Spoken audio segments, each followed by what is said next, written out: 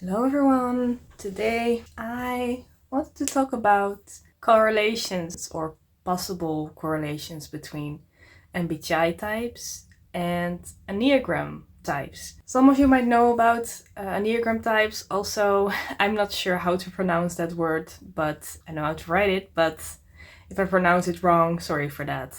It's basically also a personality type system, just like myers-briggs. So there are 9 different Enneagram types, as opposed to 16 with myers-briggs. And it's a bit more about what somebody wants, as opposed to how your brain works. So these systems don't oppose each other because they are very different systems, kind of focusing on different things. So you can basically be one MBTI type and at the same time you can be another Enneagram type. And I definitely think there are going to be correlations because there are definitely some Enneagram types that are more likely to be also certain MBTI types. But it's not always the case. It's not like one MBTI type is always the same Enneagram type. But personally, I also really like Enneagram. For me, it's also been useful to understand myself too. So I thought it would be interesting to kind of think about what could these correlations be, and to also learn about Enneagram and to just look at some descriptions and maybe also use it to understand these MBTI types better. Like, why is a certain MBTI type more likely to be a certain Enneagram type? So I'm just gonna look at some descriptions. Yeah, so I'm gonna look at, let's see, I like this website. It's called enneagraminstitute.com and it has some descriptions of the Enneagram types. And then I'm gonna look at those descriptions and kind of think about what I think, this also sounds like when it comes to MBTI types. And then I'm also gonna look at 2 websites that are talking about these correlations and see if I think it makes sense what they're saying. And yeah, so let's start with type 1. I'm first gonna read the description. Ones are conscientious and ethical with a strong sense of right and wrong. They are teachers, crusaders, and advocates for change, always striving to improve things, but afraid of making a mistake. Well organized, orderly, and fastidious, they try to maintain high standards, but can slip into being critical and perfectionistic.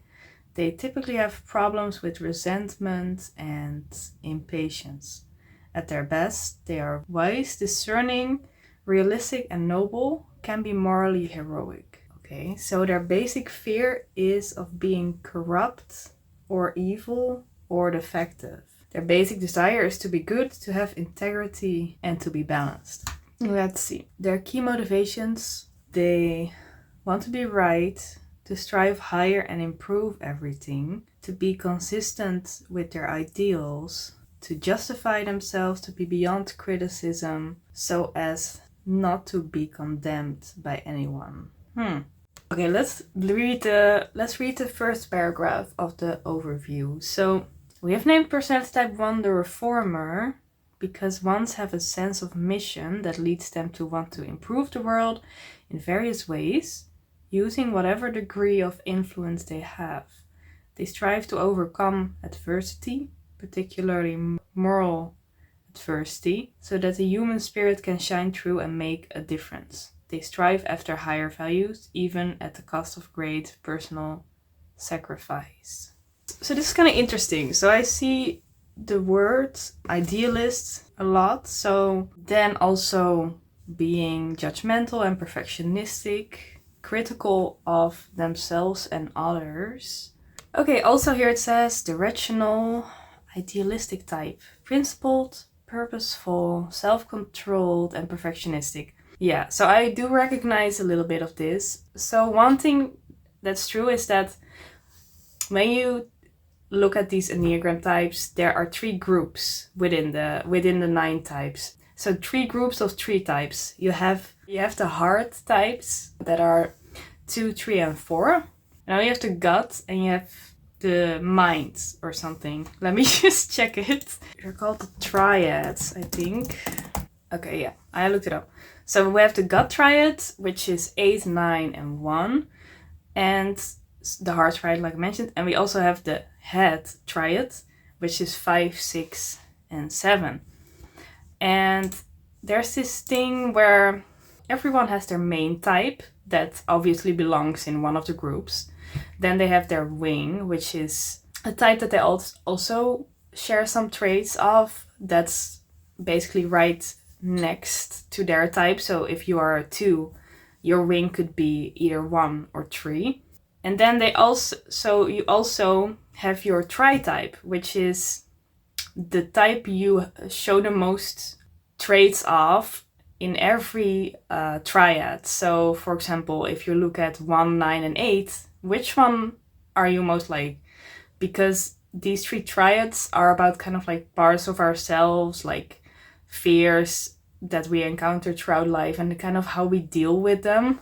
And even though we have one that's most important to us, I guess the other ones are still also kind of there, and that's why we all have like a favorite type basically from each triad, and that's our tri-type. So for me, I'm not a 1, but in my tri-type is also 1. So I do recognize some of these traits in myself as well. And that's the funny thing. When I read this, I think INFJs could definitely be a 1, because INFJs are idealistic. They're Js, obviously. So when you're a J, you can become quite perfectionistic sometimes. We can be perfectionistic, purposeful. We can be hard on ourselves too. I definitely recognize these traits in myself because I'm 4, 5, 1. So 4 for me in the heart triad, 5 in the head triad, and 1 in the gut. So when we talk about gut stuff, I think I got it here. I think so when you go to the gut triad, they are instinctive decision makers driven by anger. The heart triad are emotionally driven decision makers influenced by shame. And the head triad are analytical decision makers motivated by fear. Okay, so the head triad have fears that they're trying to deal with. The gut triad has anger problems. Sorry, that sounds funny, but they struggle with anger. Okay, so that's interesting. I also fear this video is gonna get really long, so I might do it in 2 parts. So let's see how far we get. Let's talk about this. So the type 1 could be the types 1, 8, and 9 are ways to deal with our inner anger. So there are 3 main ways we can deal with our inner anger. Firstly, the 1 is type 1s internalize anger to maintain control and the sense of being good. Basically, what 1s do is they kind of get really perfectionistic and they try to be, in their mind, good, trying to solve their anger, I guess, or trying to solve the source of their anger by being kind of harder on themselves sometimes and others. They kind of feel like if I'm perfect, then everything's gonna be okay, and like if then they're gonna be hard on themselves and on others to be morally good, I guess. For me, so this is not really my main type, but it is something that when I look at these 3 types, so we also have the 9. The 9 deals with anger in a way of suppressing it and kind of ignoring it so that they don't have to face it. The 9s are pretty much afraid of conflict and they are called the peacemakers, so they like to be peaceful and they don't like to start a fight with anyone, which is something I don't recognize in myself because I can be pretty outspoken and I'm usually not afraid of conflict. Then we also have the 8, which is kind of the opposite of the 9 because the 8s often kind of start conflicts. They're called the challenger. They externalize anger and they kind of try to kind of voice it, and they tend to challenge people when they disagree with them and stuff. But let's get into them later. But I don't recognize the challenger in myself either because these people are usually not the friendliest people. at least they are, let's put it like this, they care more about their opinion in that moment than about other people's feelings. That doesn't have to be a bad thing, because sometimes things just need to be said. But that's not something I do. I'm very much both sides. I'm very much like, sometimes I want to speak up, sometimes I need to shut my mouth. I'm kind of the one, like, it really depends on the situation, and I'm also pretty perfectionistic, and I'm always thinking about, okay, what's the best way to be? And it's kind of this desperation to be the best version of myself possible, to be good, But then in the end, it kind of makes me seem sometimes like a control freak, That's kind of the part of me that's like the one. So I definitely recognize that in myself much more than the 8 or the 9. So that's why it's part of my tri-type. And that's why INFJs could definitely be a 1. ENFJs, I think, could also be a 1. I think I know an ENFJ who shows 1 traits as well. The interesting thing is that, so everyone who is a 1 has a wing that's like either a 2 or a 9.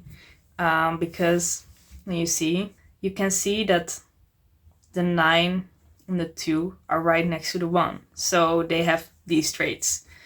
And a lot of ENFJs also tend to have 2 traits. Less so maybe than INFJs. Possibly also INFJs, because we have extroverted feeling. But yeah, I think I know an ENFJ who has also some 2 traits. So that could be a thing. What also comes to mind is judgers. So when we look at these descriptions, like perfectionistic, you start thinking judger, because the P's are usually very chill. The perceivers are more chill. They don't try to influence things so much. They would not be labeled as a control freak, They don't try to control that much. So what comes to mind with perfectionistic and controlling and stuff, definitely the J's. You would also think maybe the NJs. So yeah, the NJs, because of this idealism. So yeah, that would mean also perhaps the ENTJ or the INTJ could be this type. So let's see what these people on these websites have to say about this. So I got Personality Junkie here. So let's check this website. Judging types, like I said, is kind of an obvious one. The ones, often called the reformers, are typically found among any of the judging types. Okay, that's really the only correlation they give for the 1. Let's see this one. So for the 1, here it says ESTJ. I could see that, but ENTJ would make more sense. But yeah, I don't know how reliable these results are, but it says some participants who took a test.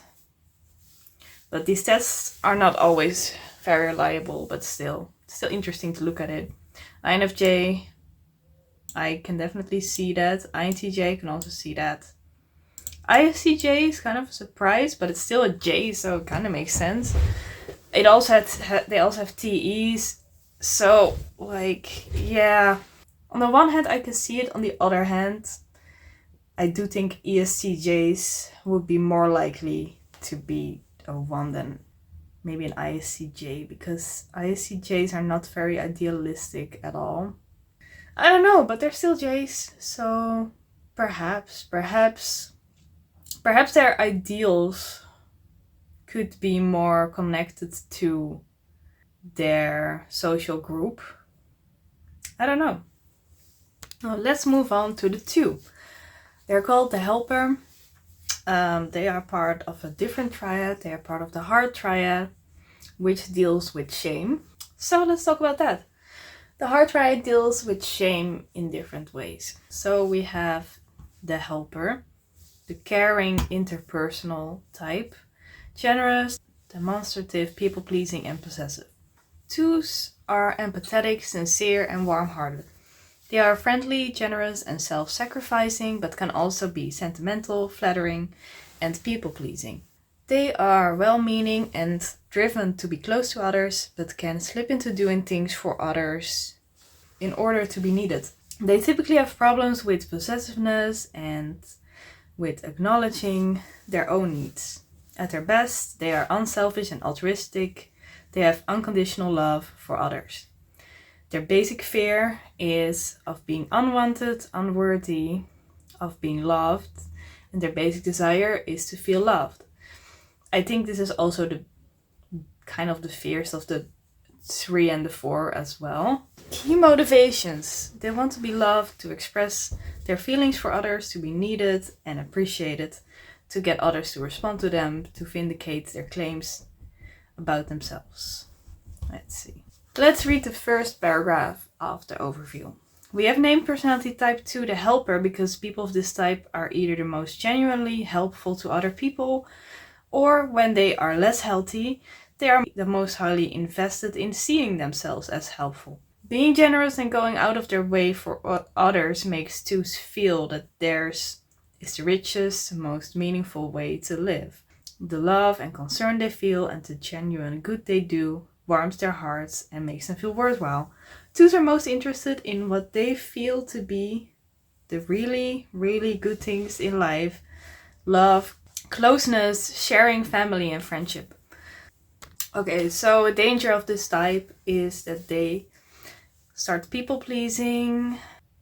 They can become intrusive because they want to be needed and they want others to depend on them, because I think they are afraid of being alone.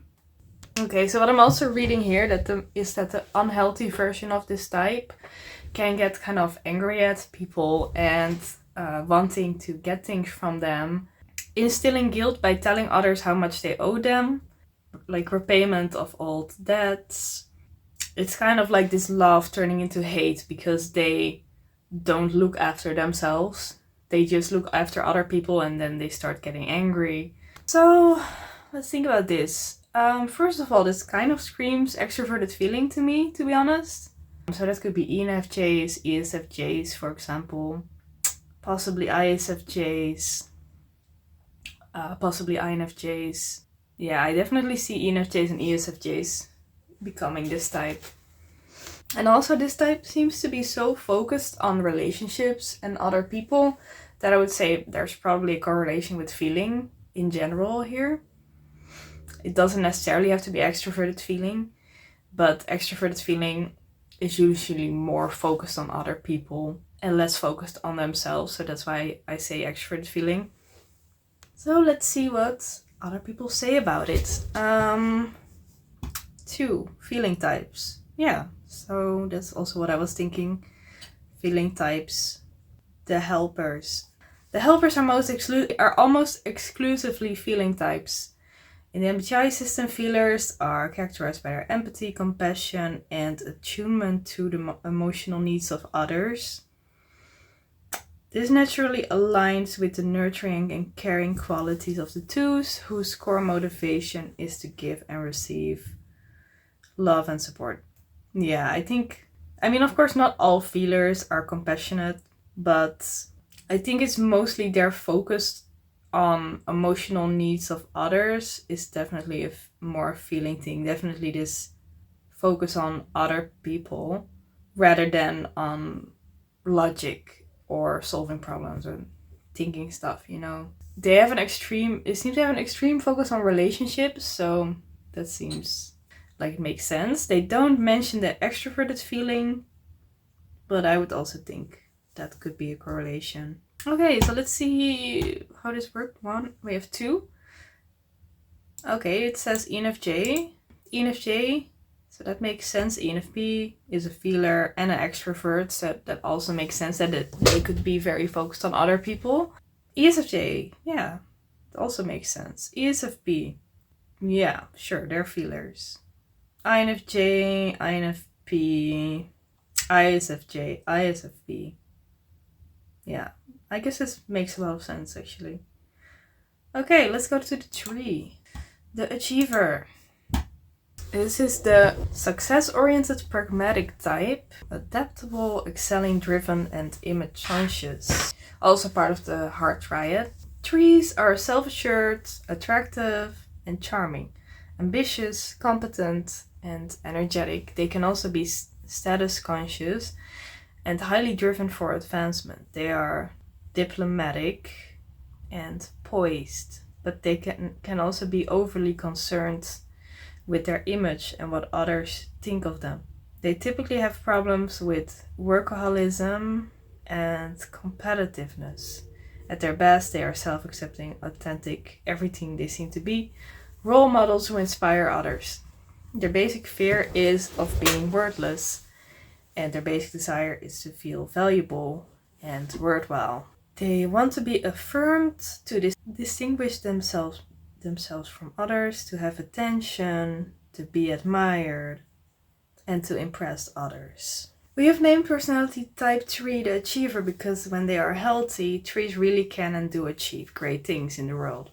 They are the stars of human nature, and people often look up to them because of their graciousness and personal accomplishments. Healthy 3s know how good it feels to develop themselves and contribute their abilities to the world, and also enjoy motivating others to greater personal achievements than others thought they were capable of. They are usually well regarded and popular among their peers, the type of person who is frequently voted class president or homecoming queen, because people feel they want to be associated with this kind of person who acts as a stand-in for them. Healthy 3s embody the best in a culture, and others are able to see their hopes and dreams mirrored in them. Okay, so they can become, when they are less healthy, constantly driving self to achieve goals as if their self-worth depends on it. Scared of failure. So when they are unhealthy, they can become narcissistic, untrustworthy, betraying or sabotaging people to triumph over them, jealous. It's like they're obsessed kind of with their image, and when they are healthy, they actually achieve things, and when they are not healthy, they just try to make themselves seem more important by ruining things for other people. To me, kind of this obsession with image sounds to me like this can correlate with extroverts, because it's like they seem very outward focused. It's like they're very focused on what other people think of them at all times. It also seems like they are highly active, like they seem very ambitious. So it's like, if they're so active, I think about extroverts as well. Yeah, some of this is also reminding me, just thinking like EJ types maybe. Because these types are often very group-oriented and also kind of perfectionistic, so that's why it reminds me kind of that. But again, let's see what they have to say. So, 3. Okay, it says extrovert and thinking types.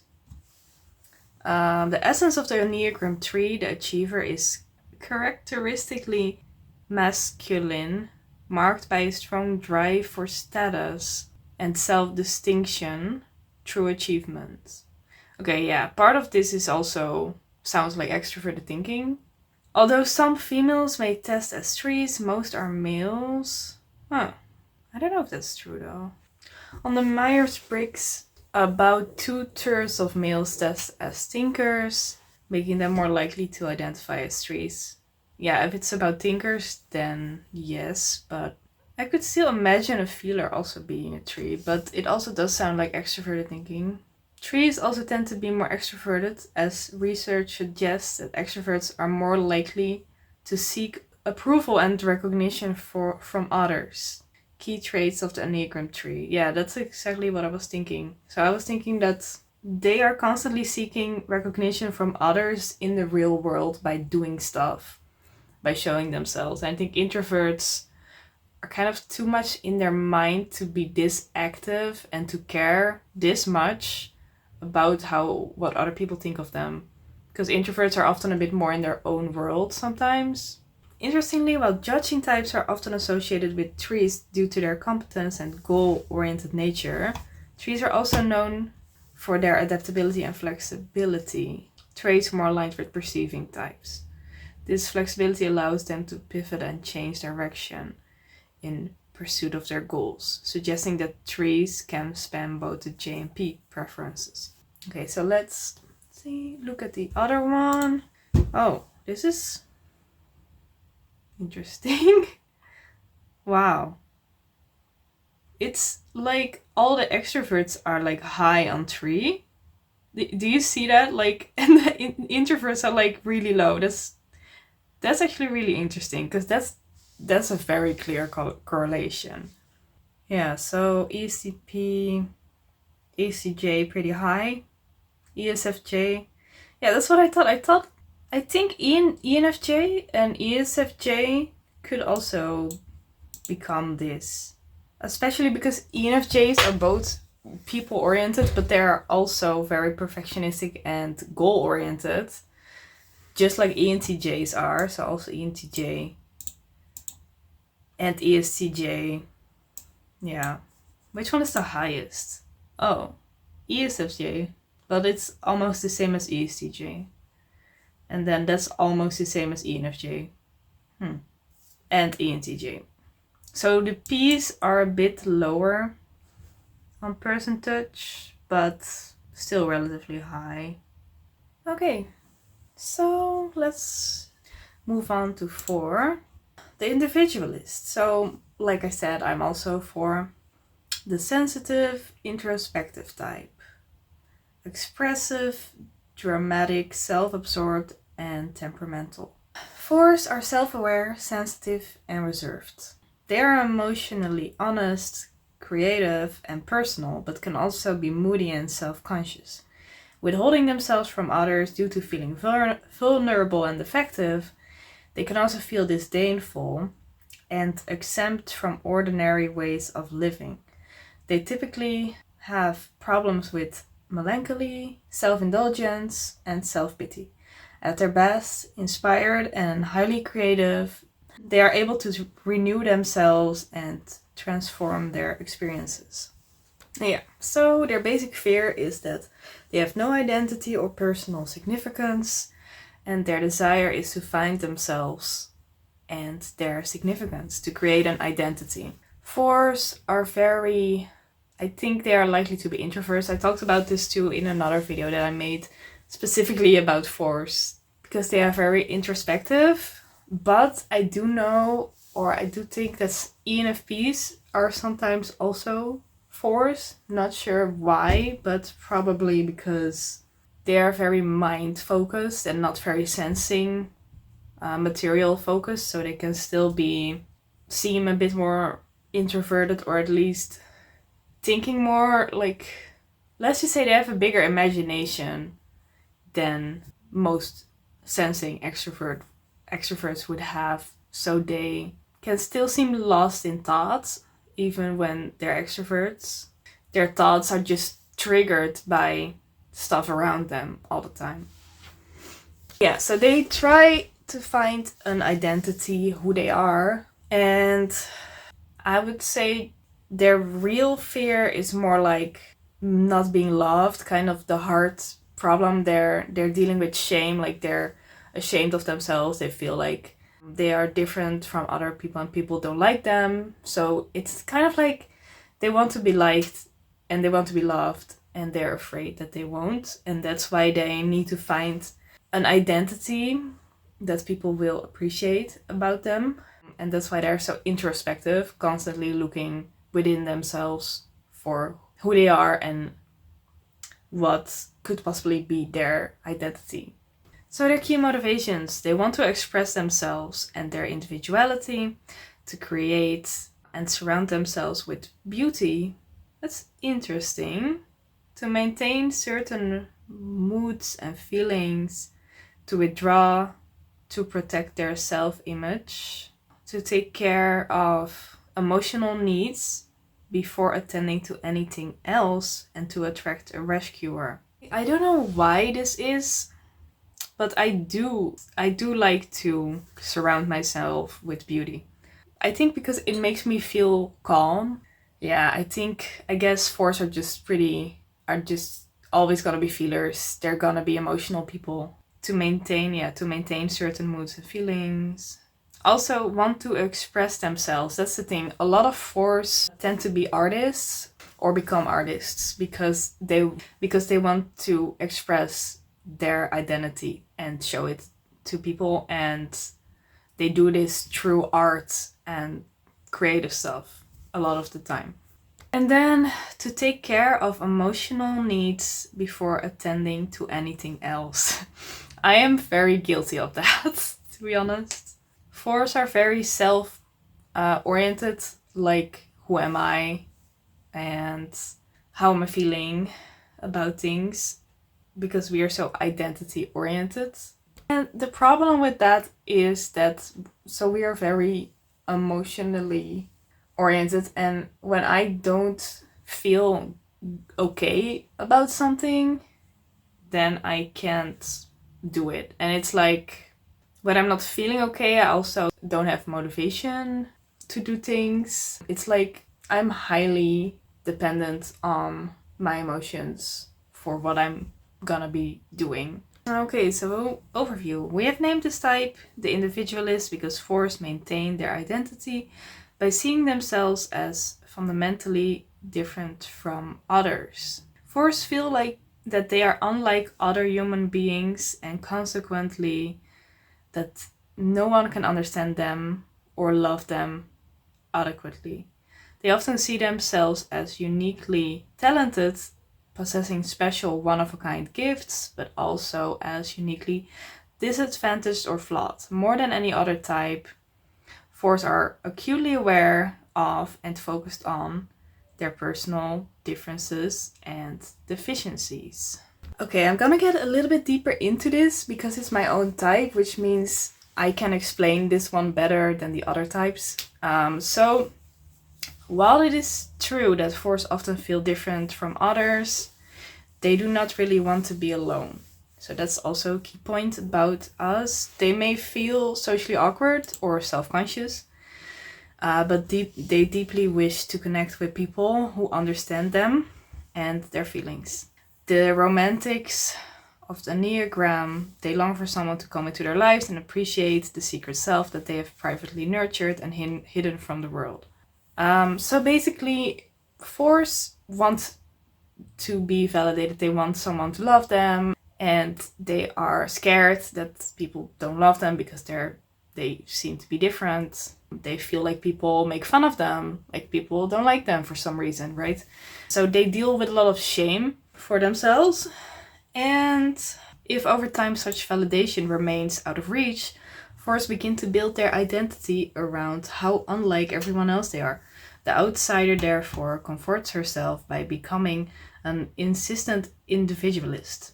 Everything must be done on our own, in our own way, on our own terms. Four's mantra becomes, I am myself. Nobody understands me. I am different and special. While they secretly wish they could enjoy the easiness and confidence that others seem to enjoy. Fours typically have problems with a negative self-image and chronically low self-esteem. So when a four is unhealthy, they can become kind of resentful towards other people. They can start thinking like, I'm just gonna be alone because no one understands me and I'm just better than other people, right? That's kind of like what can happen when a four's not healthy. When they are healthy, they usually do feel loved by someone at least, and then they become more social and expressive. Okay, then let's look at the levels of development. So at their best, they are creative, expressing the personal and the universal, possibly in a work of art, inspired, self-renewing and regenerating, able to transform all their experiences into something valuable, self-creative. When they are unhealthy, here it says that they can become melancholy dreamers and living in a fantasy world. So that definitely sounds like introverts. It also sounds like intuitives. Self-pity and envy of others leads to self-indulgence and to becoming increasingly impractical, unproductive, fat and precious. They can also become very ashamed of themselves. and angry at themselves, tormented by self-contempt, self-reproach, self-hatred, and they also blame others. Yeah, I've also struggled with this problem. So yeah, and I already know this one. I've read this website before. And I remember that this one says that there's a correlation with INFPs and INFJs. And that's kind of funny because it's like INF, it makes sense, doesn't it? So yeah, I'm an INFJ and I think a lot of INFJs could be a 4. INFPs as well. To be honest, I find it personally kind of difficult to type other people with their Enneagram, but I'm trying to learn it, you know? Yeah, so it's like I know an INFP who could be a 4, but I'm not fully certain yet. It makes sense because, like I said, it sounds like 4s are likely to be introverted, intuitive because they're kind of dreamers, and they often feel different from other people. And intuition is not very common compared to sensing.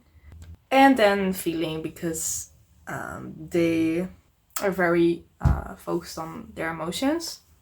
Because I guess identity and the self, you know, is generally a feeling thing. Because thinking is focused on answering questions and solving problems and reasoning, planning and stuff. But it's not focused on the self. It's not focused on values. So that's why 4s are more emotion focused. So yeah, it says Enneagram 4s, the individualists, align closely with INFP and INFJ types in the MBTI system. 4s are introspective, emotionally intense, and driven by a desire to express their unique identity. These traits are frequently found in INFPs and INFJs, who are known for their sensitivity, creativity. Yeah, that's also the thing. Intuitives are also more likely to be creative, I guess, and to want to express their identity and focus on personal meaning and authenticity. Both types are drawn to deep emotional experiences and inner exploration, mirroring the 4's quest for identity. So, yeah, I think that's accurate. Let's see the other one. Ah, yeah, I forgot about ENFP. ENFP also has 23%. Yeah, so I definitely think ENFPs could also be 4s. I know an ENFP, for example, who is like very creative, and she also shows her own like style in clothing and behavior and stuff. It's like ENFPs can be highly creative and they have introverted feeling, which means they have their own identity. So I feel like they could be a 4 too. I also know another ENFP who is also she's always kind of herself. She's really not afraid to be herself. And she also has these own like personal things personal traits that she's okay with being different from other people. Then we got ENTP. Yeah, I'd say that's very unlikely, to be honest. Not impossible, just unlikely. Then we got INFJ, obviously. It's not even that high, but still pretty high. INFP is the highest here, which makes a lot of sense.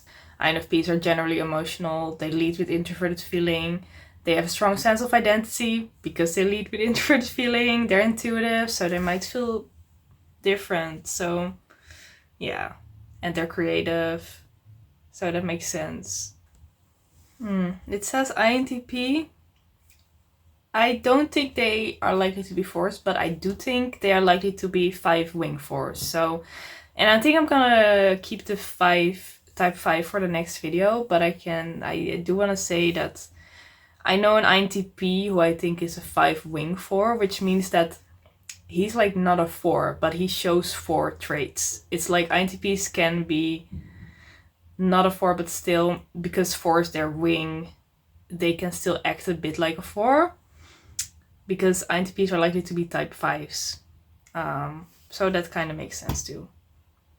Then we have ISFP. That also makes sense because they lead with introverted feeling too, just like INFPs. So I think I'm gonna leave it at this for now because the video is getting quite long already. I will discuss the rest of the types in part 2. So hope to see you next time. Thank you for watching. I don't know what else to say. Have a nice day or night or whatever. Goodbye.